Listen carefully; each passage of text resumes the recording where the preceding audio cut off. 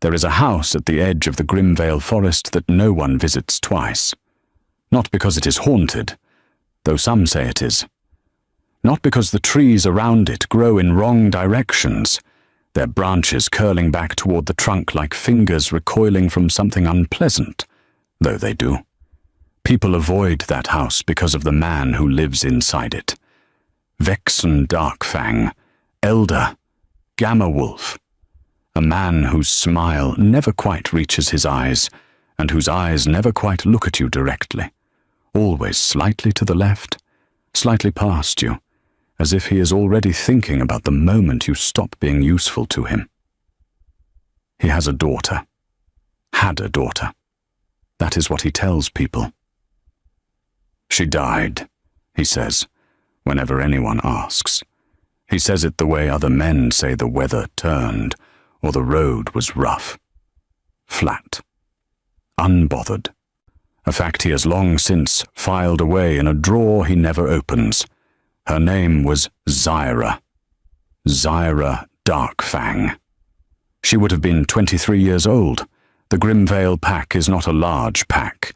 It sits in the shadow of 3 larger territories.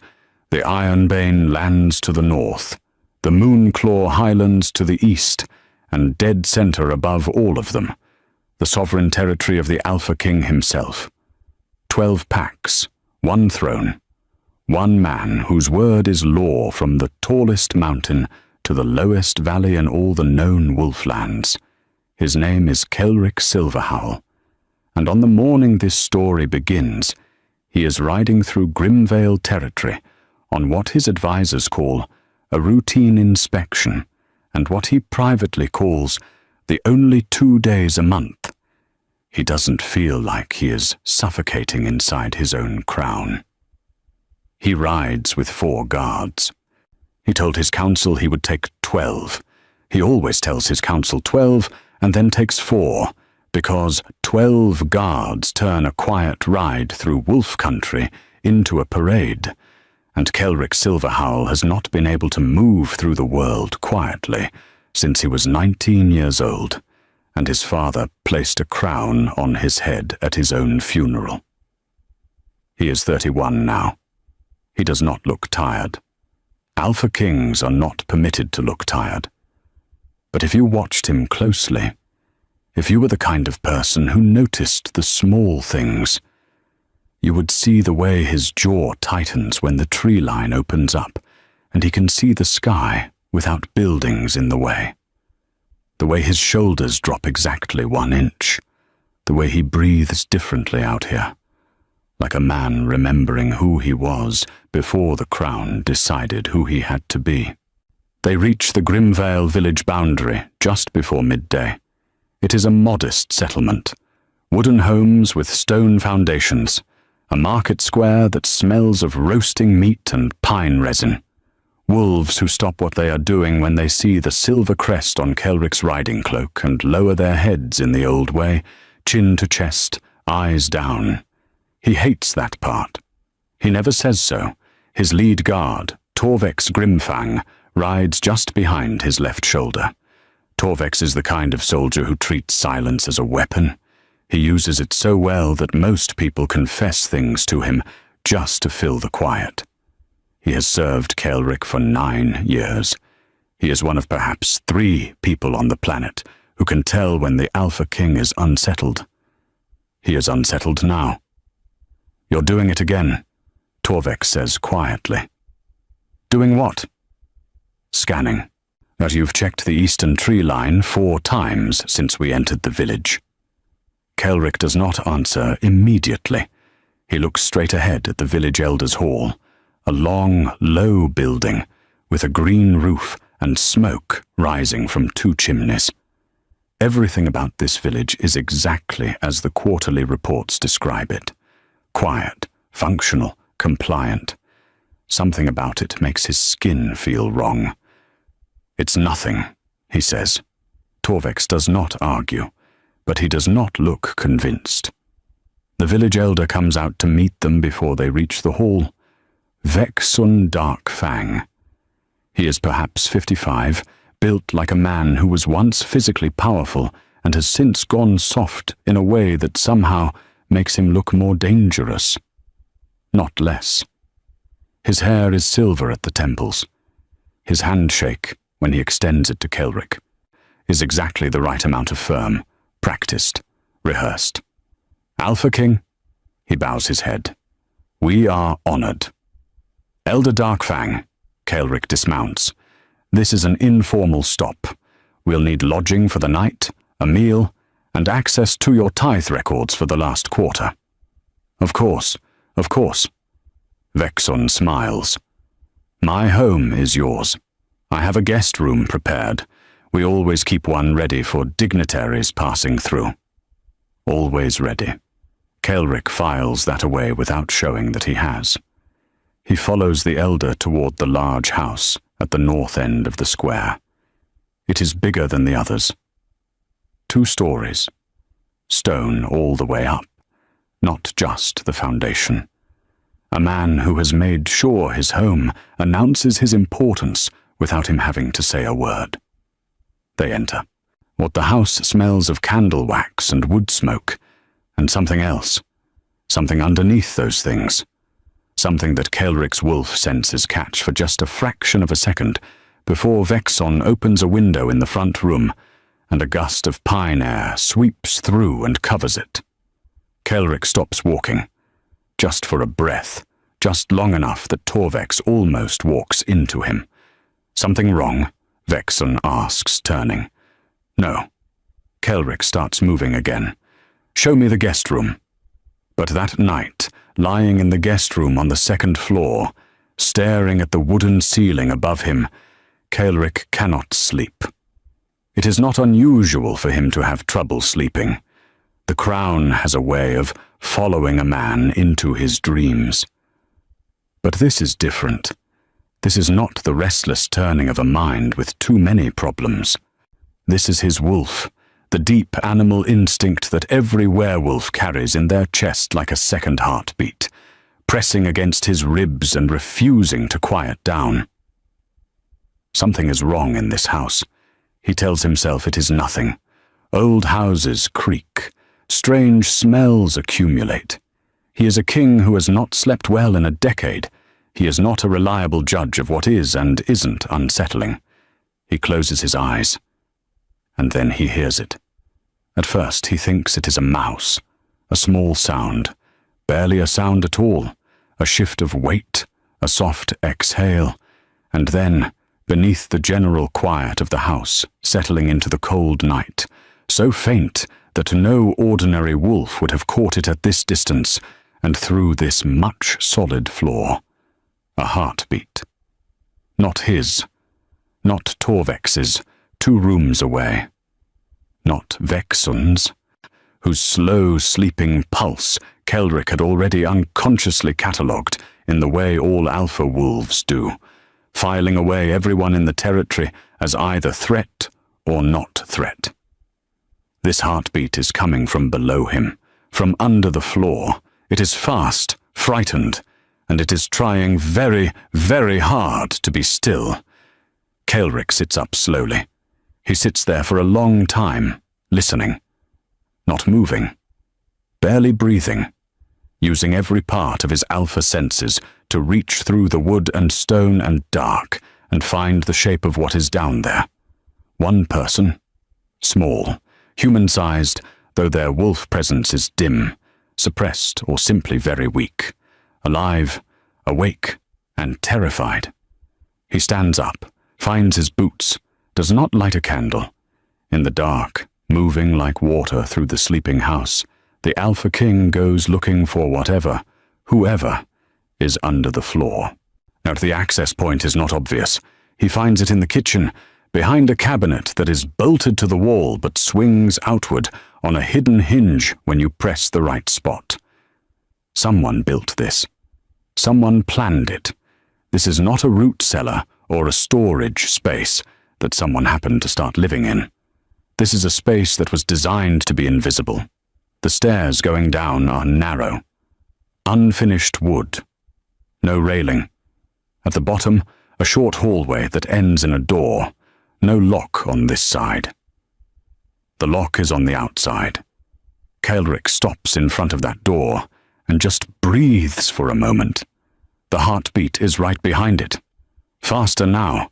Whoever is in there has heard him coming, is pressed against the far wall or crouched in a corner, probably, making themselves as small as possible, and waiting for whatever comes through the door to either be what they hoped for or what they feared. He puts his hand flat on the door.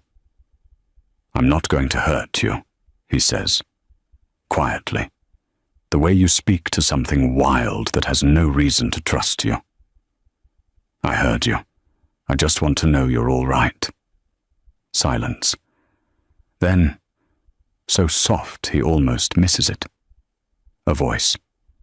"Please don't tell him you found me." She is small. That is the first thing he registers when he pushes open the door and holds up the single candle he lit from the kitchen hearth on his way down. She is small, pressed into the corner farthest from the door, her knees drawn up and her arms wrapped around them, her dark hair tangled and loose around her shoulders. She flinches from the light. Not dramatically. Not the way someone flinches from a strike. Was the way someone flinches from something they haven't had much of. The way eyes adjust when they are accustomed to dark. She is looking at him now, eyes wide, dark brown, almost black in the candlelight. A face that would be striking if it weren't so hollowed. Cheekbones too sharp, skin too pale, the particular thinness of someone who has been underfed for a long time. She is wearing a dress that was once probably white. It is grey now. Clean. She has tried to keep it clean, but worn through at both elbows. She does not look 23. She looks younger and older at the same time. Younger because she is curled up like a child. Older because of her eyes. Her eyes have seen things that have no business living in a face that young. "You're not one of his men," she says. It is not a question. Or no. Kaelric crouches down so that he is not towering over her. "My name is... I know who you are," she says. "I saw you from the window, the crack in the boards. I can see a sliver of the square from here." She swallows. "You're the Alpha King." "Yes." Her expression does something complicated. A war between hope and terror. Because hope, for someone who has been where she has been, is a dangerous thing to feel. Hope has let her down before. You can see it in the way she tries to press it back down, tries to keep her face neutral, tries to protect herself from the possibility that this changes nothing. "Are you hurt?" Kaelric asks. She considers the question, as if it is more complicated than it sounds. "Not right now," she says finally, which is not the same as no. "What is your name?" A pause.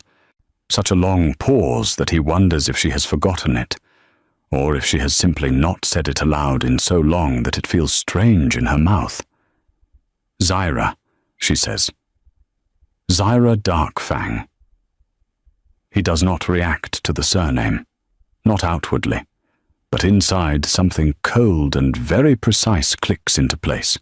Darkfang, the elder's daughter, the one who died years ago. Except she didn't die.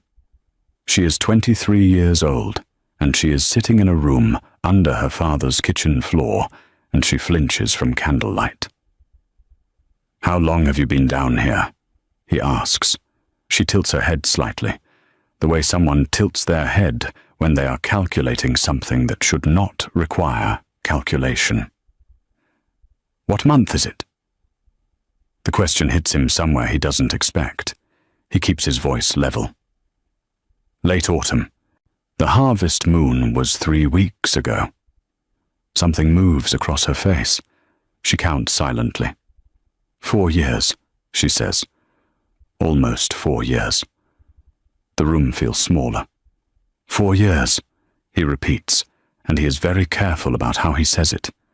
Careful not to let the rage that is rising in his chest reach his voice, because she does not need his rage right now. She needs his stillness. He told people I got sick, she says. Her voice is conversational now, in that hollow way people get when they have recounted something so many times inside their own head that it has stopped feeling like a story and started feeling like a list. That I wandered into the forest, that I didn't come back, different versions for different people. I think by now he's settled on she died. It's the tidiest version. Why? Kelrick asks. Why did he do this? She looks at him, and for just a moment, she looks exactly her age. 23 and exhausted and carrying something too heavy for one person. Because I found out what he does, she says. And I was going to tell someone. She tells him in pieces. Not because she is withholding, but because some things have to be approached sideways, the way you approach a fire. You can't walk straight at it. Vexun Darkfang, elder of the Grimvale Pack, has for at least a decade been selling information. Not just any information. Pack movement records, territorial boundary shifts, the names of wolves who have spoken against the Alpha King's laws in closed council meetings, names that have, afterward, disappeared from the pack rolls in quiet ways that no one investigates too hard. He is, or in the language of the underworld that runs beneath the legitimate wolf territories, a broker. He sells to whoever pays, and the people who pay are the people who want to destabilize the Alpha King's alliance. Zyra had found his records by accident. She had been looking for her mother's things. Her mother died when Zyra was 16, and Vexun had locked away everything that belonged to her immediately after the funeral. Zyra had waited 7 years for a moment when he was away from the house. She had been searching for a necklace, a simple thing, a piece of green glass on a silver chain that her mother wore every day of her life. Instead, she found a locked box under the floorboards of his study. And inside the box, letters. And inside the letters, names and numbers and dates that told a story so precise, so documented, though so obviously kept as insurance against future betrayal, that even a girl with no political training could see exactly what it meant. She had been planning to take the letters to the Pack Council. She had given herself 3 days to copy the most damning ones in her own hand, in case Vexun noticed the originals were disturbed. She didn't make it to 3 days. He came home early. He didn't hit me, she says, and there is something terrible about the way she says it, the way she seems to offer it as a mitigation, as though the absence of physical violence at that specific moment is something she has learned to be grateful for. He just looked at me with those letters in my hand and said, "You have made a very unfortunate decision." That night, the room under the kitchen floor had its first occupant. Or Kelrick listens to all of it without moving, without interrupting. He has been trained since childhood to hear information and catalogue it without letting his face tell the room what he is thinking.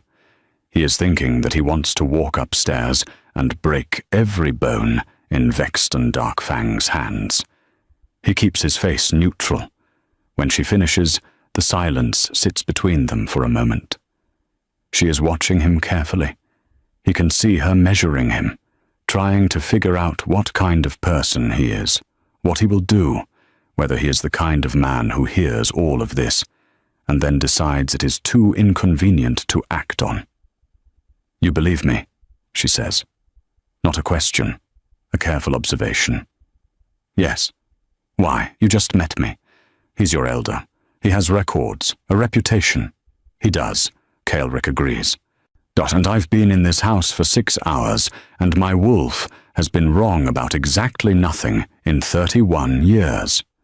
She stares at him. Then, and it is so small, so carefully controlled, that he almost misses it. The corner of her mouth moves. Not quite a smile, the ghost of one. "What happens now?" she asks.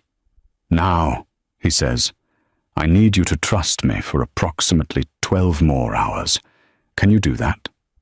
Another long pause, those dark eyes studying him. "You're the first person who's opened that door in 4 years, she says finally. "So yes, I think I can manage 12 hours. He goes back upstairs. He does not sleep. He sits in the chair by the window of his guest room, and he thinks, which is something he is very good at, turning a problem over and over in his mind, like a stone in a river, until all the rough edges are smooth, and he can see exactly what it is. The problem is this. He has no legal right to remove Zaira from this house, based solely on her word. Not yet. The Alpha King's authority in a Pack Elder's private home requires either a formal complaint to the Pack Council or documented evidence of a crime. A girl in a hidden room is devastating. It is not, by the letter of the law he has sworn to uphold, enough. He needs the letters she described. He needs the box under Vexen's study floor. And he needs to get both without alerting Vexen that anything has changed. At dawn, Vexen is already in the front room when Kelrick comes downstairs. He has laid out a breakfast that is, Kelrick notes, though slightly more elaborate than the meal the evening before. Small adjustments. A man trying to recalibrate without knowing what he is recalibrating toward. "Alpha King, I hope you rested well." "Very well, thank you." Kelrick sits down and pours himself water. "I'd like to review the tithe records this morning, if you have them available." "Of course." "My study. Whenever you're ready." His study. Perfect. The records review takes 2 hours. Kelrick is genuinely thorough. He reads every line, asks questions that require Vexen to leave the room twice to retrieve additional ledgers, and during the second absence, he locates the locked box. It is exactly where Zaira said it would be. He does not touch it. He photographs its position in his memory. Every detail, the angle, the dust pattern, which side the lock faces. He returns to his chair and is reading a ledger entry about the autumn grain allocation when Vexen comes back. "Everything in order?" Vexen asks. "Mostly." Kelrick sets the ledger down. "There are some discrepancies in the third quarter movement logs. I'll need a formal audit conducted by the Pack Council." Vexen's face does not change. "Of course, I'll arrange it. I'll have my council send the auditors within the fortnight." Kelrick stands, extends his hand. "Elder Darkfang, thank you for your hospitality." Vexen shakes his hand, exactly the right amount of firm. "Safe roads, Alpha King." They ride out of the village just after mid-morning. Torvex stays quiet for the first mile. Then, "We're going back. Tonight," Kelrick says. "Just you and me."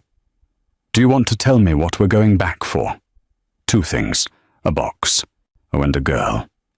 Torvex processes this. "The elder." "Yes." "He's not going to cooperate." "No," Kelrick agrees. "He is not." They circle back through the forest as the light fails.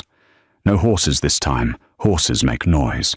They come in from the east, through the tree line, moving on foot through the shadows with the particular ease of 2 wolves who have been navigating difficult terrain since before they could shave.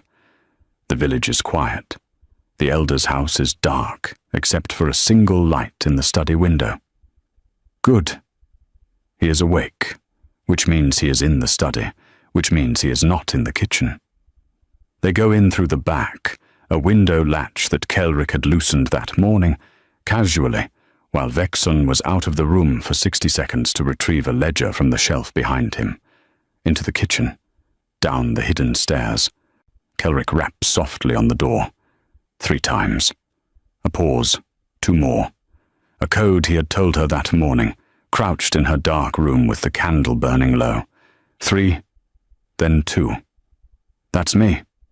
Anyone else knocks once, or doesn't knock at all. The door opens. She is standing. She has braided her hair. She is holding a small bundle, everything she owns in this world, wrapped in the tattered remains of an old shawl. She sees Torvex behind Kaelrik, and her body goes tight for a half-second. "He's mine," Kaelrik says quietly. "He won't hurt you." Torvex, who understands a cue when he hears one, steps back slightly and gives her all the space the narrow hallway allows. "I need you to wait here for 5 minutes," Kaelrik tells her. "Then we go." She nods. She doesn't ask where he's going for those 5 minutes. She already knows. He gets the box from the study. Vexon is in the room. It is briefly not a pleasant encounter. Vexon goes for the door and Kaelrik puts his hand flat on it and looks at him with the particular expression that Alphas use when they want you to understand, without saying it aloud, exactly how far your options have just narrowed. Vexon stops moving. "Sit down," Kaelrik says. He does not say it loudly. He does not have to. "Whatever she told you, sit down." Vexon sits. Kaelrik picks up the box. The lock is a simple one. He breaks it with a short, controlled application of force and opens it and looks at what is inside. Letters, as Zyra described, dozens of them, organized by date, meticulous and damning. He looks at Vexon. "You are under Alpha arrest," he says. "You will not leave this house. You will not send word to anyone, but my auditors arrive within the fortnight. If you are gone when they get here, every wolf in this territory will know your name before the week is out, and none of them will be friendly. Do you understand me?" Vexon says nothing. His face has gone grey. "Nod," Kaelrik says. He nods. They leave through the back. Zyra is exactly where he left her, standing in the hallway with her small bundle and her careful eyes. When he comes down the stairs, she looks at the box under his arm and then up at his face, and he watches something loosen in her expression. Not relief. Not yet, but the beginning of the possibility of relief. He actually did it. She had believed he would. She had told herself she believed he would. But there is believing, and then there is seeing. "Ready?" he asks. She looks up at the ceiling, the house above her, or 4 years of her life compacted into a room without windows and a door locked from the outside. "Yes," she says. They walk into the cold night air, and the trees close around them, and the house falls behind, and Zira Darkfang breathes, really breathes, fills her lungs with forest air and pine and cold, and the smell of free things. Torvex, who is a man of very few tender impulses, looks away and studies the tree line with great professional interest. Kaelrik watches her breathe. He feels something happen in his chest, something he doesn't have a name for yet, something that feels like the particular ache of watching a person remember that the world is larger than the room they've been locked in. He files it away. They have a long walk ahead of them. They make camp 3 miles from the village, in a hollow between 2 hills where the wind doesn't reach and the trees are close enough to break any line of sight from the road. Torvex builds a fire with the brisk efficiency of a man who has done it 1,000 times, and then manufactures a reason to go check the perimeter that involves him disappearing for an impressively long time. Zyra sits close to the fire. Not too close. She keeps herself at the exact edge of comfortable warmth, the way someone does when they are not quite sure they are allowed more. Kaelrik notices this. He shifts so that the fire is between them and the wind, which moves its heat toward her, and says nothing about it. "You should eat," he says, passing her the provisions from his pack. She takes the bread and the dried meat with careful hands. She eats slowly, not daintily. She is hungry. He can see that, but deliberately. Portioning it, making it last. A habit built over 4 years of never knowing when the next meal was coming. He makes himself look at the fire instead of at her. "You said you were going to tell me what he does," she says, after a while. "What happens now, I mean? Formally. What is the process?" She is, he realizes, highly intelligent. She has been alone for 4 years with nothing but her own mind, and her mind has kept itself sharp. She wants to understand the mechanics, the law, the order of events. It gives her something to hold on to. "The box is evidence," he says. "My counsel will have it authenticated. The letters in it will be cross-referenced against the names of the wolves who disappeared. It will take time, weeks, probably. But the case against him is strong. He is meticulous, or the letters are dated and signed. He kept them because he was afraid of the people he was working with," Zyra says. "Leverage. He needed proof that they had asked him for things, so that if they ever tried to make him disappear too, he had something to show. You worked that out yourself. I had time." A pause. "I had a great deal of time." The fire pops and settles. "What happens to me?" she asks, and now the careful tone has something more in it. A hairline crack, a tremor, the question she has been building toward since the kitchen stairs. "Legally, I have been declared dead. I have no pack standing. I have no home." "That will be corrected," he says. "It is not that simple."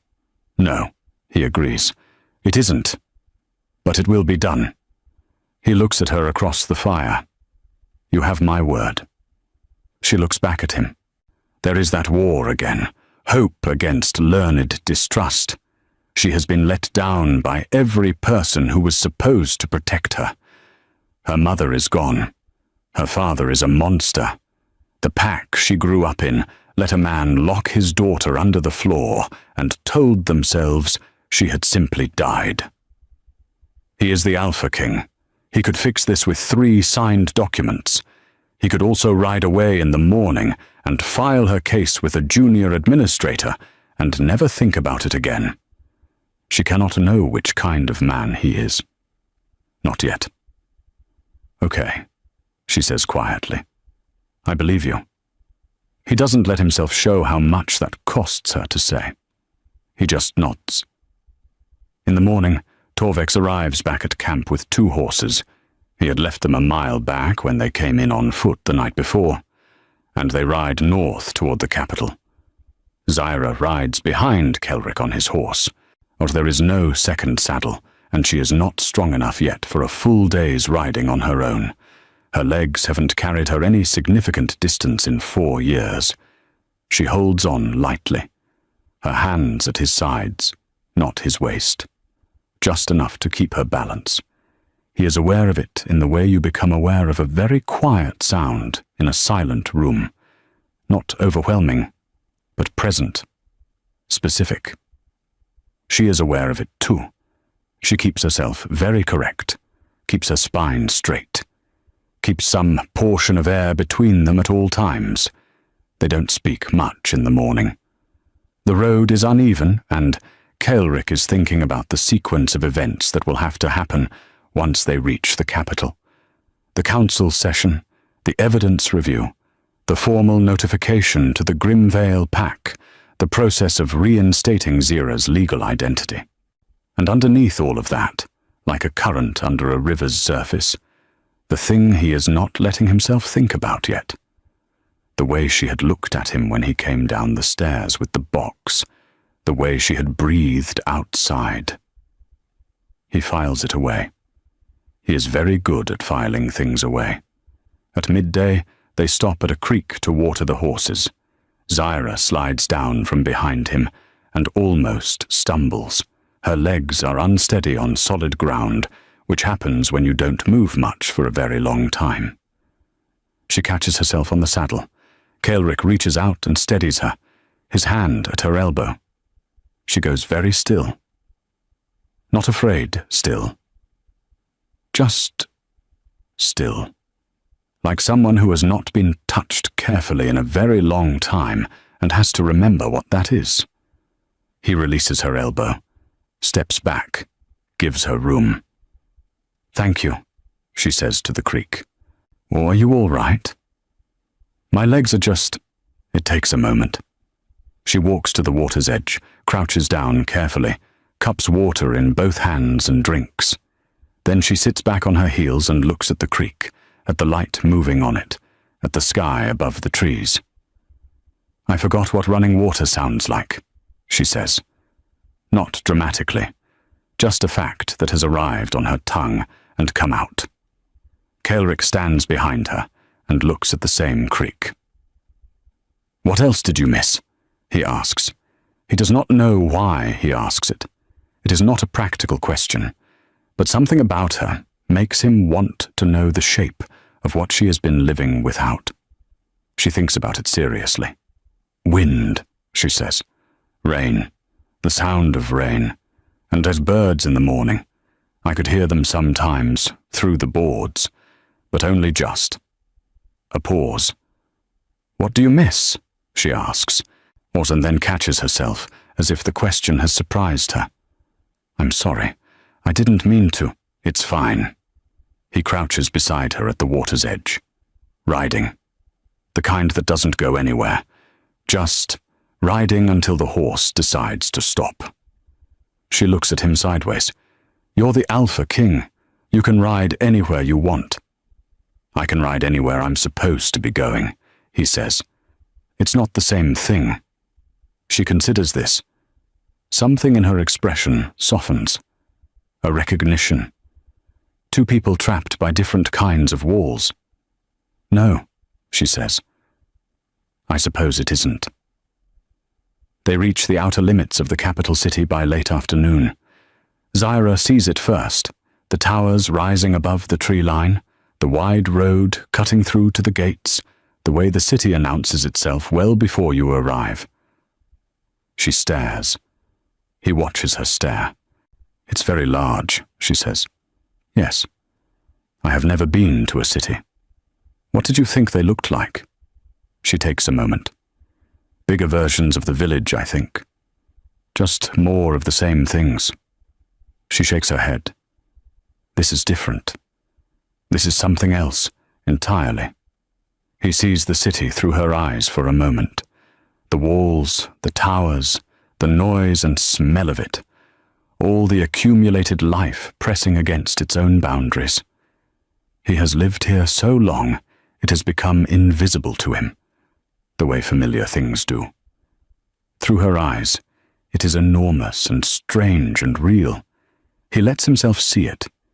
He does not bring her through the main gate. He is the Alpha King. He is allowed to make this call.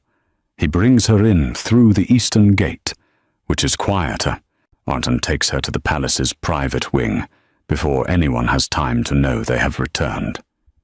He gives her a room. It is a small room by palace standards. A guest suite in the east wing, 3 times the size of the room under the kitchen floor. It has a window. It has a fireplace. It has a bed with actual sheets and a writing desk, and a wardrobe with 3 changes of clothing left by the palace's stores for visiting officials. Zyra walks into it and stops in the middle. She stands there for a long moment. Then she walks to the window and looks out at the courtyard below, the torches being lit, the evening shift of guards, a servant crossing with an armful of laundry. She puts her hand flat on the glass. Kaelric stands in the doorway. "The kitchen staff can bring food, or tell them what you want. Anything you ask for." "Anything," she repeats, as if she is testing the word in her mouth. "Anything." She turns. "Why are you being this kind to me?" The question is direct. No affect. She has been alone long enough that she has lost the social habit of not asking the direct thing. He thinks about the answer before he gives it. "Because someone should have been kind to you a long time ago," he says. "And no one was." She looks at him. Those dark eyes. "That's not a political reason," she says. "No," he agrees. It isn't. He leaves her to it. He has a council to inform. The council does not take it well. This is not unusual. His council rarely takes anything well on the first telling. They are a body of 8 wolves, 4 elders from established packs, 2 military advisors, 1 legal arbiter, and his chief of records, Arixa Moonclaw, who is 60 years old and has seen 4 Alpha Kings and trusts none of them completely, which Kaelric secretly finds more reassuring than if she did. He lays it out with the precision he uses for all formal reporting: event, timeline, evidence, proposed action. He places the locked box on the council table. He allows Arixa to open it and review its contents while he speaks. When he finishes, the silence is the particular silence of a room full of people recalibrating. "The girl," says Zethor Bloodhowl, the eldest of the pack elders. He has a voice, like gravel in a metal cup. "You brought her here. She is a witness. She is also a victim. She has been in that room for 4 years. Her word against an elder. She doesn't need her word alone. Now the letters are sufficient. The letters need to be authenticated. Then authenticate them." Kaelric holds his gaze. "I watched Vexon Darkfang accept our hospitality while his daughter was living under his kitchen floor. If you want to argue procedure with me, Elder Bloodhowl, I am going to need you to be more precise about which part of this situation you find acceptable." Zethor says nothing more. Arixa looks up from the letters. Her expression is careful, controlled, and carrying a current beneath it that Kaelric recognizes as contained fury. "These are genuine," she says. "The handwriting matches the elders' formal pack records. The dates are consistent with 3 unexplained disappearances from the border packs over the last decade." She sets the letter down. This is enough." "What is the protocol for the girl's reinstatement?" Kaelric asks her directly. "Formal declaration of living status. Pack affiliation review. If she has no pack, if the Grimvale Council votes to exile the father, she could petition for neutral standing." Arixa pauses. "Or she could be claimed by another pack." "Or she could be claimed by the Crown," says Torvex, who is standing at the back of the room and has up until this point been very professionally quiet. Everyone looks at him, including Kaelric. Torvex shrugs. "I'm just saying it's an option." The authentication process takes 5 days. In those 5 days, Zyra does not leave the East Wing, not because she is told not to. No one tells her anything, which is itself a small, revolutionary fact in the structure of her daily existence. And she doesn't leave because the palace is loud and large and full of people who look at her with questions in their eyes, and she is not ready for questions. She sleeps. Actual sleep. Long. Deep. The kind of sleep that is technically sleep, but functions more like the body settling into itself after a long shock. She eats. She sits by the window for hours. She reads. The room has a small shelf of books, and she works through them steadily, her lips not moving, her eyes quick, a girl who has kept her mind active in the dark and is now unleashing it on anything available. Kaelric does not visit her every day. He visits every other day, long enough to tell her where the case stands, short enough that she has room to breathe. He has learned, in the very small amount of time he has known her, that she needs room to breathe. But on the 3rd day, he brings her a book from his own library, a history of the northern wolf territories, 300 years of it, with maps that fold out from the spine. She looks at it like he has handed her a piece of sky. "You like maps," he says. He has noticed her studying the one on the East Wing corridor wall. "I like knowing where things are," she says. "When you're in a room with no windows, you start to lose your sense of where you fit in the world." He watches her open the book, run her finger along one of the folded maps, the territory lines, the mountain ranges, the rivers. You fit in it, he says. The world, for what that's worth. She looks up at him. A beat. It's worth something, she says. More than you know. On the 5th day, Arixa presents the full authentication report to the council. The letters are genuine. The cross-referencing with pack records confirms 4 wolves whose disappearances can now be traced to information sold by Vexon Darkfang. 2 additional names in the letters belong to wolves still living who were unknowingly passed to hostile packs. The case is closed in the legal sense. The arrest is formalized. Vexon is brought to the capital under guard. Zyra knows this because Kaelric tells her. She sits at her window and listens, and when he finishes, she nods very slowly, and then she turns back to the window and is quiet for a while. He will answer for it, Kaelric says. I know, she says, and there is no triumph in her voice, no satisfaction. Just the particular flatness of someone who has spent 4 years running the conversation in their head, what they will feel when it is over, and discovered that what they actually feel is something much quieter, much more tired. I just want to stop being his secret. She turns from the window. Is that possible?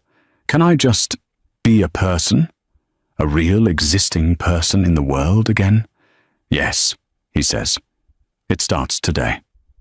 Her reinstatement takes 3 more weeks. There are documents, forms, a formal testimony that Arixa takes from Zyra over 2 long mornings, sitting at the desk in the East Wing with paper and ink, and a patience that tells Kaelric that Arixa Moonclaw, for all her skepticism about Alpha Kings, has made a decision about Zira Darkfang. She has decided she is worth protecting. The Grimvale Pack Council, or when informed of the situation, is, as councils tend to be, divided. 3 of the 7 elders claim they had no knowledge of what Vexon had been doing. 2 of them are telling the truth. 1 of them probably isn't. The council votes to formally dissolve Vexon's eldership and exile him from the pack upon sentencing. This leaves Zyra without a pack, which is, in wolf society, a significant vulnerability. The Crown's formal claim of neutral protection is extended. It is not, exactly, the same as being claimed by the Alpha King, but it is close enough that the court begins, quietly and collectively, to notice. She is allowed out of the East Wing on the 14th day. She walks into the main corridor of the palace with the particular expression of someone who is prepared to be overwhelmed and is not quite going to let it show. Or the ceilings are high, vaulted stone with wooden beams, banners in the pack colours of the 12 territories hanging down the length of it. The floors are cold, polished stone that her soft indoor shoes make small sounds on. She walks through it like she is learning it, touching things with her eyes, filing them away. A group of the palace's household staff passes her in the corridor. They bow their heads, not as they would to a visiting dignitary, which is a formal bob, as they would to someone who lives in the palace. She looks at Kaelric, who is walking beside her. They think I live here, she says. You do live here. For now. For now, she repeats. He glances at her. For as long as you want. She does not answer this directly. She looks ahead down the corridor. You should know, she says carefully, that I am aware of what people are saying. People say a great many things. They say the Alpha King brought a girl back from a raid and installed her in the East Wing. A pause. They say other things too. Does it bother you? Another pause. This one longer. Not in the way it should, she says. He processes this. He keeps his face neutral. Inside, something shifts. He starts eating dinner in the East Wing. It is a small thing. The palace dining hall is large and full of court wolves who use meals as political theatre. and he finds this exhausting in a way he has never been able to explain to anyone who enjoys that kind of theatre. He has always eaten in the hall because it is expected. He starts eating in the small room adjacent to Zyra's suite because there is a fireplace there and a table that seats 4, and no one performing for anyone. She does not comment on this. She simply begins expecting it. At some point, between the first week and the 3rd, she starts arriving at the table before him, and the kitchen staff start setting 2 places without being asked. They talk during these meals, not about the case. The case is finished, or close enough to finished that it no longer requires daily management. They talk about other things. She asks him about the 12 packs, their histories, their relationships with each other, the old disputes that never quite healed. She is hungry for information, the way plants are hungry for light. Everything he tells her, she holds on to and turns over and connects to something else. She does not have formal education. Her village schooling stopped at 16, and her father did not believe in educating women past what he considered practical. But she has a mind that learned to teach itself and is now making up for lost time with an energy that is almost visible. He listens to her think. He finds this is one of his favorite things.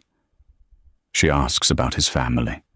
He tells her, carefully, in the way he speaks about the people he loves, about his father, who was a good man and a difficult alpha, about his mother, who died when he was 22, and who had been the one person who could look at the crown on his head and still see the boy underneath it. "What was she like?" Zyra asks. "She told the truth," he says. "Always. She never made it cruel. She was kind, but she never softened it to the point where it stopped being true. It is rarer than it sounds." Zyra is quiet for a moment. "She sounds like someone worth knowing." "She was." He looks at his hands. "I think she would have liked you." The fire pops. Neither of them says anything for a while. It is a very comfortable nothing.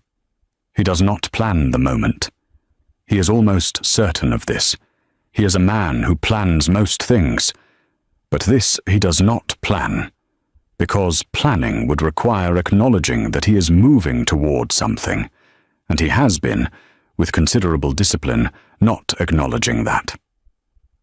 It is a night in early winter, 6 weeks after he first heard a heartbeat under the floorboards, and they have been sitting by the east wing fire long after the dinner things have been cleared.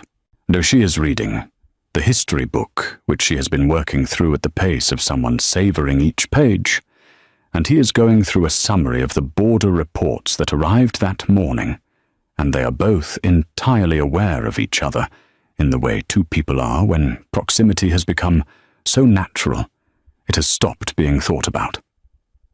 She says, without looking up from her book, "Can I ask you something personal?" "Yes." "Why haven't you? Why is there no one?" She looks up now, and there is that directness again, the hard-won habit of saying the true thing. "You're 31. You are the Alpha King. There should be a line. Why is there no one?" He puts his report down. He thinks about the careful answer, the political answer, the deflecting answer. He gives her the true one. "For I have met a great many people who wanted the crown," he says. "I have met very few who wanted the person wearing it." She holds his gaze. That's a sad thing to have learned. It's a useful thing to have learned. Those aren't the same. "No," he says. "They're not." She closes the book on her finger, keeping her place. She is looking at him with those dark eyes, and the fire is between them, and the night is outside the window, and something has been building in this room for weeks, and they are both looking directly at it now, without looking away. "I don't want the crown," she says quietly. "I don't even particularly want to be in a palace. I have spent 4 years in a room under the floor, and what I want, what I have dreamed about for 4 years, is just to be somewhere that feels like I am allowed to exist in it. She pauses. Oh, this room feels like that. You feel like that. He reaches across the small table between their chairs. He puts his hand over hers. Just that. Just his hand over hers on the spine of the closed history book. She looks down at it, turns her hand over so their palms meet. I heard a heartbeat under the floor, he says, and I knew it mattered before I knew who you were. She squeezes his hand. I'm glad you came down the stairs, she says. So am I. The fire burns. The winter wind moves outside. 2 people sit in a small room and hold hands and do not need to say anything else. The trial of Vexon Darkfang takes place on a morning in deep winter, when the capital is buried under the first heavy snowfall of the season, and the council chamber is lit by 100 candles to compensate for the grey sky outside. Mazira does not want to be in the room. She tells Kaelric this honestly in the East Wing, the morning of the trial. I need to not be in that room, she says. I need to know it happened and have it be over. I do not need to watch it. Then you won't be there, he says. Will it? Do you need my testimony in person? Arixa has it in writing, sworn and witnessed. It is on the record. He meets her eyes. You have already given everything that is needed. You don't have to give the watching too. She exhales. Thank you. You don't have to thank me. I know I don't have to. She looks at him directly. I want to. He goes to the trial. It is not long. The evidence is clear, and the law in this territory is not patient with men who sell the names of their people to enemies. The letters, the authenticated records, the testimony, or the corroborating accounts from the surviving wolves whose information was sold, Vexon Darkfang's defense is a thin one, and his advocate knows it. He does not look at Kaelric when the verdict is read. He looks at the floor, stripped of eldership, stripped of pack standing, exile beyond the 12 territories, effective immediately for a period not less than the rest of his natural life. It is not the harshest sentence the law allows. It is the appropriate one. Kaelric returns to the East Wing before the snow has stopped falling. Zyra is at the window when he comes in. She turns when she hears him. She reads his face. It's done, she says. It's done. She turns back to the window. The snow is coming down thickly now, softening the sharp lines of the courtyard into something gentler. I feel strange, she says. I thought I would feel something larger. But it just feels like the end of something that should have ended a long time ago. Yes, he says. He stands beside her at the window. What happens now? She asks, and she means it differently than she meant it in the dark room under the floor. She meant it then with fear. She means it now with something else, a careful, tentative opening, an invitation. That depends on you, he says. She glances at him. You have a thought about it. I have many thoughts. A beat. I would like to know which ones you want to hear. She turns fully from the window to face him, crosses her arms over her chest, not defensively, just holding herself, a habit of hers when she is being very honest.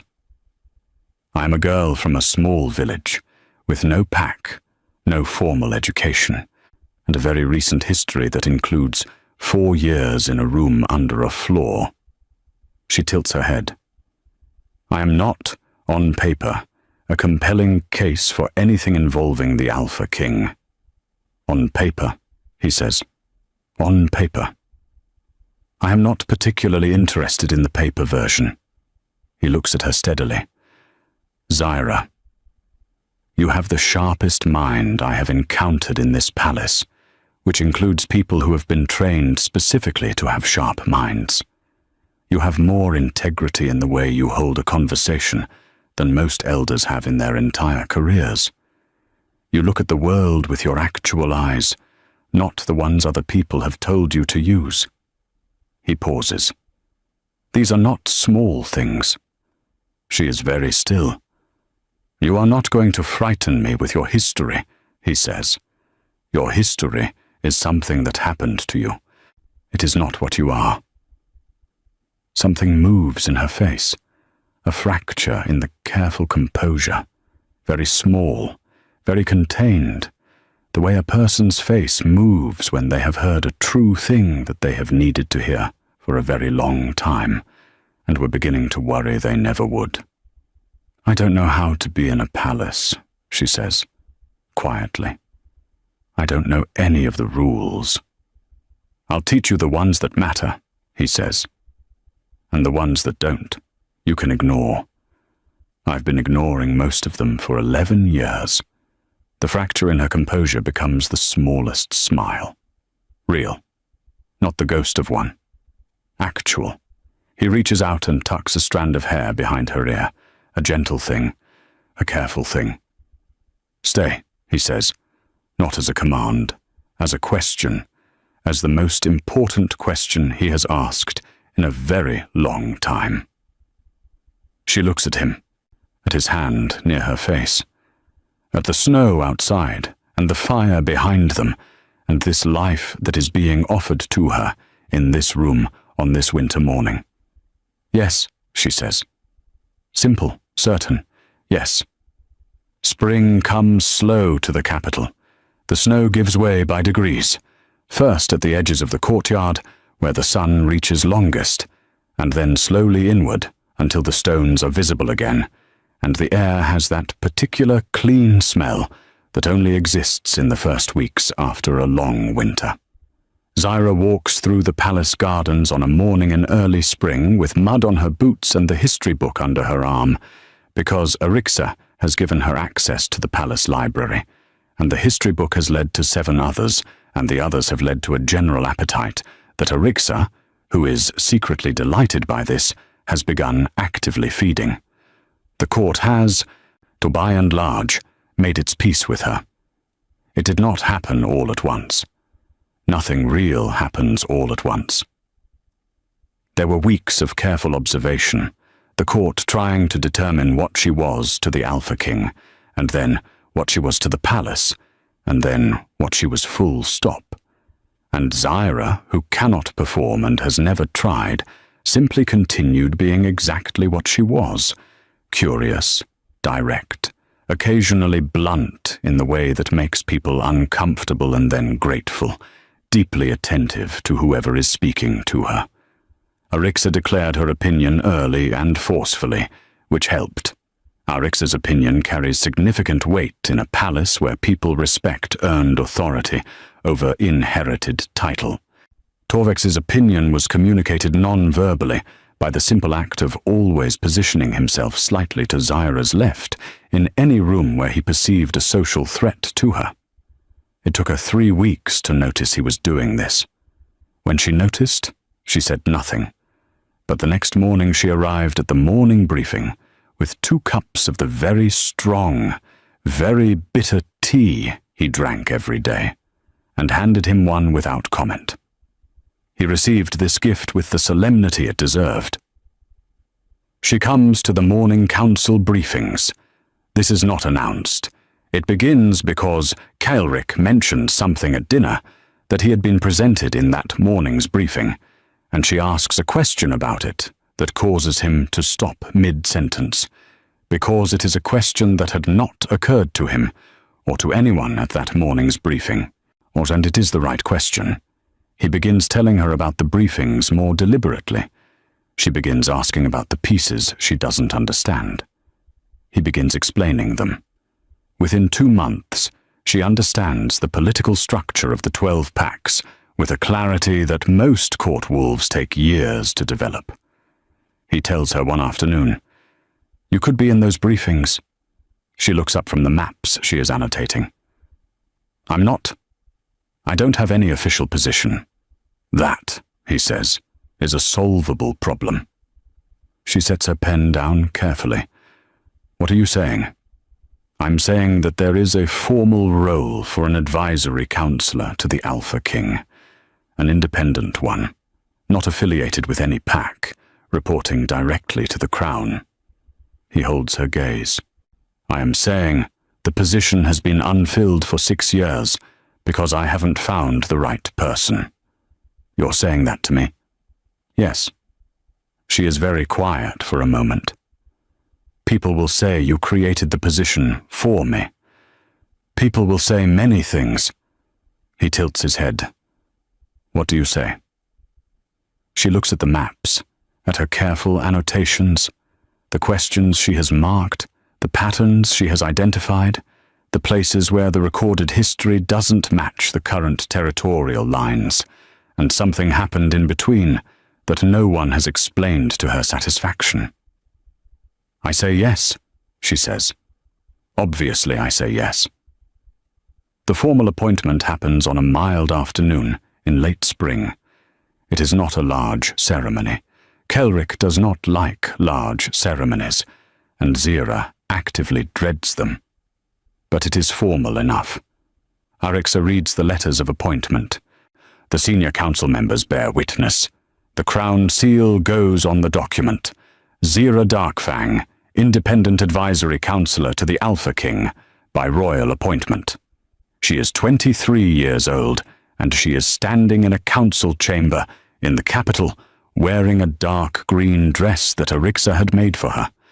Because Arixa, beneath her formidable exterior, has opinions about what young women should wear when they are receiving their first royal appointment, and she expressed these opinions in the most effective way available to her, which was to simply arrange for the dress to appear in Zyra's wardrobe.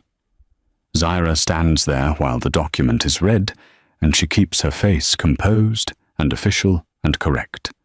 And then Kelric leans over slightly, just enough that only she can hear him. Breathe, he says. She breathes. And then, but because she is exactly who she is and she cannot help it, she looks up at him and says, also quietly, You had them put my name on a royal document. Yes, my full name. Zyra Darkfang. Your name, he says simply. Your name, which you own, which no one can erase or lock in a room or declare finished. Your name, on a royal document, for the record. She looks at the document in Arixa's hands, at her name in the formal ink. She blinks, once, very precisely. Okay, she says. Okay? Okay. A pause. I'm not going to cry in the council chamber. You can if you like. I am absolutely not going to. But her voice has that careful steadiness that means she is working not to. Arixa, who has been following this exchange with peripheral attention while maintaining her professional expression, what makes a sound that might, in another person, have been a laugh. Summer comes fully. The gardens are green and the days are long, and Zyra has been in the palace for 8 months, and Kelric has been in love with her for approximately 7.5 of them, which is 2 weeks after he found her in the room under the floor and heard her say, Please don't tell him you found me. And something in his chest had answered in a language he hadn't used before. He tells her this on an evening in high summer, walking in the gardens after a long day that involved 3 council sessions and a letter from the Ironbane territory elder that required 45 minutes of patient diplomatic language to answer without starting a border conflict. He is tired. He is the particular kind of tired that is also simply real, not performed, not managed. Just a man at the end of a long day. I need to tell you something, he says, which is how he begins things that matter to him, because he is precise, even about this. She looks at him. Those dark eyes. All right. I have been in love with you since approximately 2 weeks after I met you, he says. I have been careful about how I say this, because I am the Alpha King, and you came from a situation where your choices were taken from you for 4 years, and I will not be something else that removes your choice. So I need you to hear this as the thing it is, which is a person telling the truth, and not as pressure or expectation. She is looking at him steadily. Kaelric, she says. Yes, I know. He blinks. You know. I have known for at least 4 months. She tilts her head, and there is warmth in her expression. Real warmth, or the deep kind that has been building quietly in this person who was locked in a room and is now standing in a summer garden. You brought me a book about maps. You started eating in the East Wing. You asked me what I missed before you knew me well enough to have a reason to care. A pause. I notice things. You notice everything, he says. I notice everything, she agrees. He takes a breath. And? She steps closer to him. Just slightly. The same step she has been taking for months, one small step at a time, because she is someone who has learned to trust carefully, and Kaelric has learned to wait. And I love you, she says.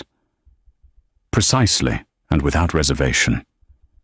I have been deciding what to do about it for 4 months, and I have decided that it is true, and that I want it to be true, and that I am not afraid of it. He looks at her, of this woman who survived 4 years in a dark room and came out of it with her mind intact, and her truth intact, and herself intact, who looked at the world with open eyes the moment she was allowed to look at it again. He puts his hand to her face, the way he has once before. She leans into it. Good, he says. And then he closes the distance between them, and she meets him, and the summer garden is warm around them, and the evening is long, and this moment, this one, right here, is the full stop at the end of a sentence that has been in the process of being written since a cold autumn night, when an Alpha King couldn't sleep and listened until he heard something worth hearing. There are things that happen after this. The case against Vexen Darkfang is fully prosecuted. He is exiled. The Grimvale Pack, relieved and shamed in equal measure, elects a new elder, a woman named Kyrova Silverhowl, no relation to the royal line, who has 3 daughters and a governance style that runs toward transparency and speed. She writes to Zira. Zira writes back. This becomes a correspondence. The letters from Vexon's box lead investigators to 2 men in the Frostbane territory who had been the primary buyers of his information. They are arrested the following winter.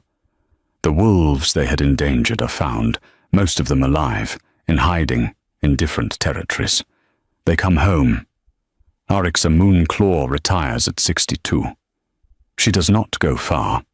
She moves into a house 2 streets from the palace and continues to consult with the council 3 days a week because she finds retirement less interesting than she expected, and the Alpha King's new counselor keeps sending her questions that she cannot resist answering. Torvex Grimfang is promoted to commander of the King's Guard. He takes the promotion with the same expression he takes everything, steady, silent, and giving away nothing. He also, at the ceremony, stands slightly to Zyra's left. She notices. She gets him his very bitter tea. They are married in the autumn. Not the autumn of this story, the next one. There are things that must be arranged, processes that must be observed, a court that must come to understand what it is being given, which is a queen who will look directly at the uncomfortable truth and name it without cruelty, and govern from a place of absolute clarity about what is real and what is performance. It takes the court some time. They take the time. On the morning of the wedding, Zyra stands in a room and looks at herself in a mirror, a proper mirror, full length, the kind that shows you the complete picture.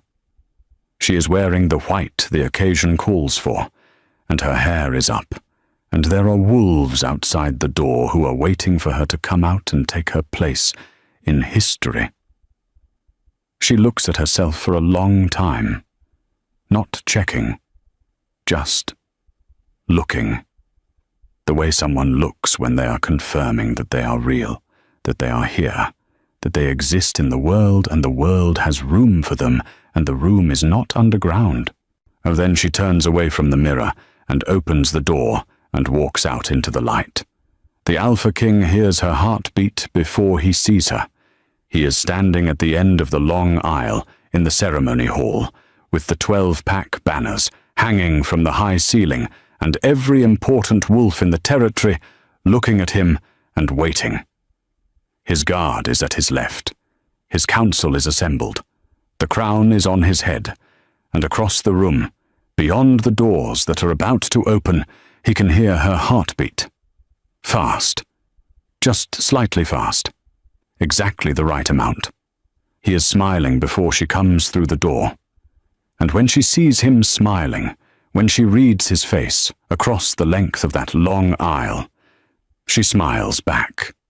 Not small, not careful, full and real and fully hers, this smile. Nobody locked it away. Nobody told it to stop. Nobody decided it was inconvenient. Her smile, her name, her life.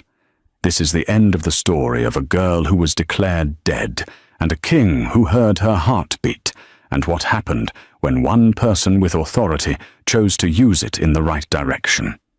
It is not a story about a perfect world. The world of the 12 packs is complicated and political and full of people who are still making wrong choices for understandable reasons. But it is a story about what one true thing, heard clearly and acted on without hesitation, can do. A heartbeat. Under the floor. And the person who stopped walking because he heard it.